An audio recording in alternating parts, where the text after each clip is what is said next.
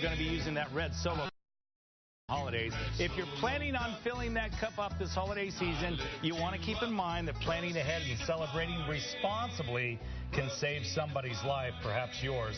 The DUI task force, of course, will be out in full effect, as we know. And we have April Schaffroth of the AZ DUI process joining us this morning. You help folks who get into trouble with their DUIs, correct? Exactly. Once you're convicted of DUI, we have a free service that guides you step by step to regaining your license. All right. Yeah. Well, let's talk about some things. Let's begin with the myths. You want to do that? Of course. A lot of people think that if they go out and they drink too much, if they down a bunch of food and water, that they'll be okay. Not true. Not true at all. I always say you're going to be a hydrated drunk or a full drunk. It doesn't really matter about how much you have.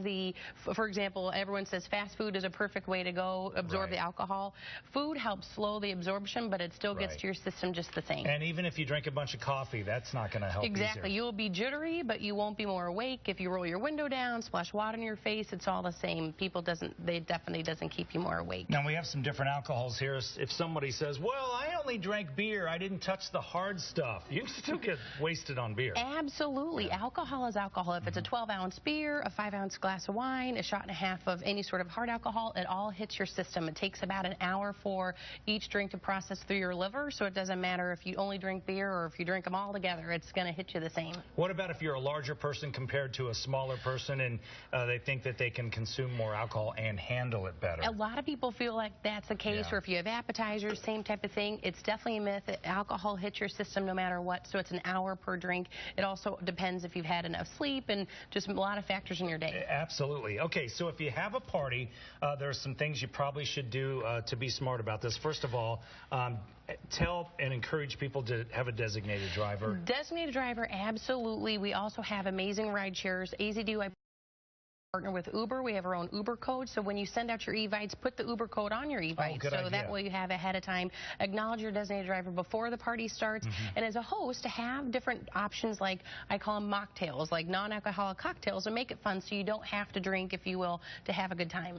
You know, the whole Uber thing, it's just a button on your phone. There's no excuse not to use that. No excuse not to use it, and we have discounts, and they're all over the valley, so it's amazing. So there's too many resources to not drink and drive. And then the other thing is, don't be afraid if somebody's had too much to drink and they're at your house. Go ahead and take their keys away and help them. Help them, because at the end of the day, the average DUI in Arizona is $10,000. So as a host or a friend, you want to make sure to provide as much safety and resources as possible. If you do get convicted of a DUI, that's where we come in to help providing all those resources. But take the precautions ahead of time.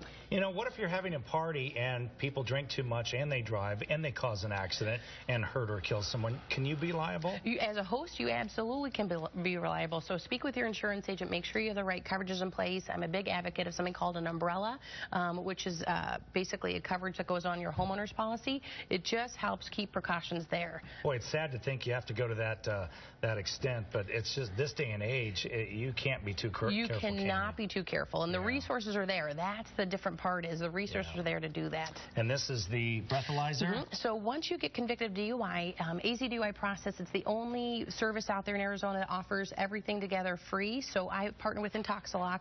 This, if you get convicted, has to have in your car for a minimum of 6 months to a year, anywhere between $60 to $100 a month, or $120 a month. And then counseling, traffic survival school, insurance, it's a big deal. By the way, I've had some people send me emails because I'm a motorcycle rider. Yep. Can they now put these on their bikes or no? Not yet. Not yet. So if you only ride a bike, that makes it pretty tough. It's a huge deal, yeah. So that's where we're here to provide all that guidance of what you need to do once that happens. Thank you so much. I mean, they seem like, oops, hope I didn't break that. They seem like common sense tips, but we definitely need to follow them. Absolutely. Thanks for having us. All right. Happy